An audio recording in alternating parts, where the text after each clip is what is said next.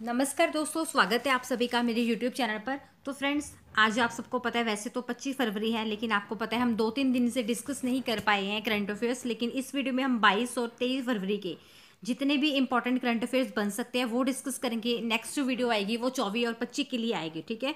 Start करेंगे उससे पहले अगर चैनल पर आप पहली बार विजिट कर रहे हो, सब्सक्राइब जरूर कर लीजिएगा चैनल को, साथ में बेल बटन जरूर दबाइए। इससे आपको फ्री में नोटिफिकेशन आते रहेंगे जब भी मैं कोई नई जानकारी डालूंगी।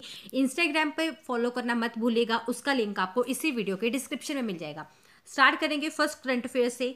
Who one the sustainable development leadership award for the year 2019 in WSDS। WSDS में वर्ष 2019 के लिए सतत विकास नेतृत्व पुरस्कार किसने जीता है? तो इसका सही आंसर है ऑप्शन बी, यानी कि फ्रैंक बैनिमरामा ने जीता है। नेक्स्ट देखिए, recently who has launched learning app InfyTQ for engineering student. आप सबने सुना होगा एक लर्निंग ऐप लॉन्च की गई है जिसका नाम है इन्फीटीक्यू, ठीक है। इस ऐप को लॉन्च किया गया है लर्निंग ऐप के तौर पर इंजीनियरिंग स्टूडेंट्स के लिए, ठीक है। तो किस कंपनी ने लॉन्च किया है इसको? इसका सही आंसर है ऑप्शन सी, इन्फोसिस ने लॉन्च किया है। इन्फोसिस की स्थापना कब हुई थी? 1981 में। ये आपको याद रखना है। और इसकी स्थापना की किसने थी? नारायण मोदी ने। लिख लीजिएगा NR मोदी, यानी नारायण मोदी जी ने इसकी स्थापना की थी, ठीक है। अब ये इन्फीटीक्यू ऐप ये है क्या? दरअसल इसके थ्रू जो इंजीनियरिंग के स्टूडेंट है वो टेक्निकल नॉलेज गेन कर पाएंगे। ज़्यादा से ज़्यादा टेक्निकल जानकारी उनको इस ऐप के ज़रिए मिल पाएगी विदाउट एनी कॉस्ट, मतलब कुछ भी उनको यहाँ पे नहीं करना होगा। नेक्स्ट देखिए, Taapsee Pannu is the brand ambassador of which organisation. Taapsee Pannu को किस संगठन का या किस ऑर्गेनाइजेशन का एम्बेसडर नियुक्त किया गया है? तो अभी अभी तापसी पन्नू को पेप्सिकोस कुरकुरे का ब्रांड एम्बेसडर नियुक्त किया गया है। याद रखिएगा, ये क्वेश्चन इंपॉर्टेंट बन सकता है आने वाले एग्जाम्स के लिए। Next, very important, the simplicity and wisdom book is written by whom. आपने इस बुक का नाम सुना होगा, सिंप्लिसिटी एंड विजडम। ये बुक किसके द्वारा लिखी गई है? इसका सही आंसर है ऑप्शन बी, दिनेश सहारा जी के द्वारा। दिनेश सहारा जी के द्वारा ये बुक लिखी गई है। नेक्स्ट देखिए, recently which state has introduced a bill to make Sanskrit the second official language. हाल ही में किस स्टेट ने या किस राज्य ने संस्कृत को दूसरी आधिकारिक भाषा बनाने के लिए विधेयक पेश किया है? तो किसने किया है? हिमाचल प्रदेश ने, यानी कि HP ने। अब हिमाचल प्रदेश ने किया है, इसकी राजधानी क्या है? HP की शिमला, याद रखिएगा। और इसके गवर्नर कौन है प्रेजेंट टाइम के?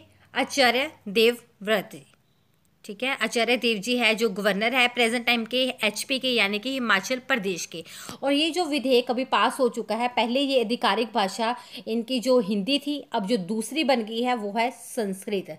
और चीफ मिनिस्टर कौन है अभी प्रेजेंट टाइम के? जयराम ठाकुर जी।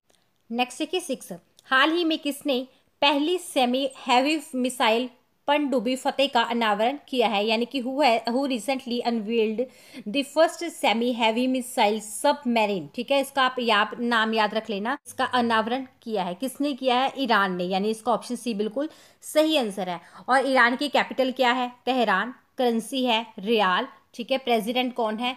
हसन रोहानी जी, ठीक है। नेक्स्ट देखिए, who has recently launched number 112 pan India for women safety.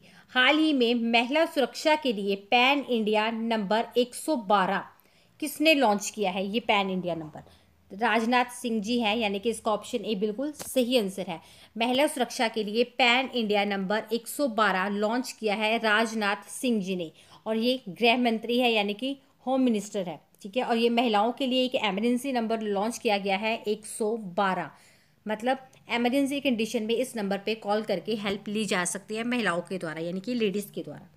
Next, where has the recent international annual desert festival be held. हाल ही में अंतर्राष्ट्रीय वार्षिक रेगिस्तान महोत्सव कहाँ आयोजित किया गया है? तो अभी अभी अंतर्राष्ट्रीय वार्षिक रेगिस्तान महोत्सव आयोजित किया गया है जैसलमेर में, यानी इसका ऑप्शन बी बिल्कुल सही आंसर है। एक इंपॉर्टेंट बात मैं आपको बता दूं, जैसलमेर ये है राजस्थान में। आपको ऑप्शंस में राजस्थान सिंपल लिखा हो सकता है, तो आपको राजस्थान भी याद रखना है, बिकॉज जैसलमेर कहाँ पे है, राजस्थान में, ठीक है। और ये 40th महोत्सव है, याद रखिएगा 40th महोत्सव है ये। और इसमें राजस्थानी जो पगड़ी बांधते हैं, आपने देखा होगा, उससे रिलेटेड कंपटीशन होते हैं, मुच्छों से रिलेटेड कंपटीशन इसमें होते हैं, ठीक है। तो आपको याद रखना है ये है क्या। नेक्स्ट देखिए 9th, which states NGO has recently won Laureus sport for good honour award, यानी कि हाल ही में किस राज्य के एनजीओ ने Laureus sports for good honour award जीता है। तो किसने जीता है, झारखंड राज्य ने, झारखंड स्टेट ने जीता है। अब ये जो एनजीओ है ये आपको याद रखना है, युवा एनजीओ है, ठीक है, युवा एनजीओ है ये जो एनजीओ है लड़कियों को सेल्फ डिपेंडेंट बनाता है, उनकी एजुकेशन के लिए वर्क करता है, ठीक है, आपको याद रखना है। नेक्स्ट देखिए, where has the inauguration of India's first full dome 3D theatre, हाल ही में भारत के पहले फुल डोम 3D थिएटर का उद्घाटन कहाँ पे किया गया है। तो अभी अभी full dome 3D digital theatre का उद्घाटन कहाँ पे किया गया है, कोलकाता में, यानी इसका ऑप्शन ए बिल्कुल सही आंसर है। ये आपको याद रखना है कि इसको बनाया किसने है, तो आपको याद रखना है संस्कृत मंत्रालय ने, यानी संस्कृत मिनिस्ट्री ने इसको बनाया है। और प्रेजेंट टाइम के जो केंद्रीय संस्कृत मंत्री है, संस्कृत मिनिस्टर है जो, वो है महेश शर्मा, इन्हीं के द्वारा इसका उद्घाटन भी किया गया है। नेक्स्ट देखिए, recently the 4th agricultural leadership summit 2019 has been organised, हाल ही में चौथा कृषि नेतृत्व शिखर सम्मेलन 2019 कहाँ पे आयोजित किया गया है। तो अभी अभी चौथा कृषि नेतृत्व शिखर सम्मेलन आयोजित किया गया है सोनीपत में, और सोनीपत कहाँ पे है, हरियाणा में, ठीक है।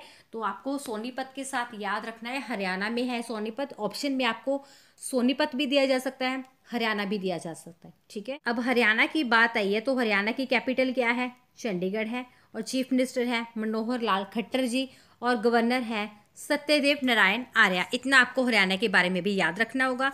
नेक्स्ट देखिए, which female cricketer has recently been given the Shiv Chhatrapati award, हाल ही में किस महिला क्रिकेट खिलाड़ी को शिव छत्रपति पुरस्कार दिया गया है।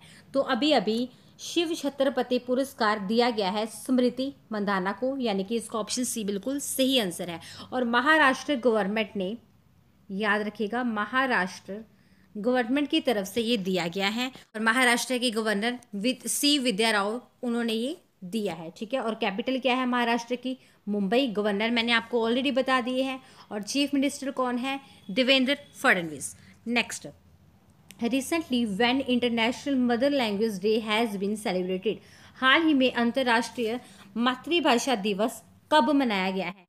तो अभी अभी अंतर्राष्ट्रीय मातृभाषा दिवस कब मनाया गया है, 21 फरवरी को, यानी कि इसका ऑप्शन ए बिल्कुल सही आंसर है। और इनसे रिलेटेड एक इम्पॉर्टेंट बात है, इसकी अक्सर एग्जाम में पूछा जाता है कि इसकी शुरुआत कब की गई थी। तो मैं बता दूं, इसकी शुरुआत 1999 में, एक्चुअल में 1999 को इसका डिसीजन लिया गया था बांग्लादेश की तरफ से। मतलब इसकी जो पहल है मातृभाषा दिवस की, इसकी जो पहल की थी बांग्लादेश ने की थी।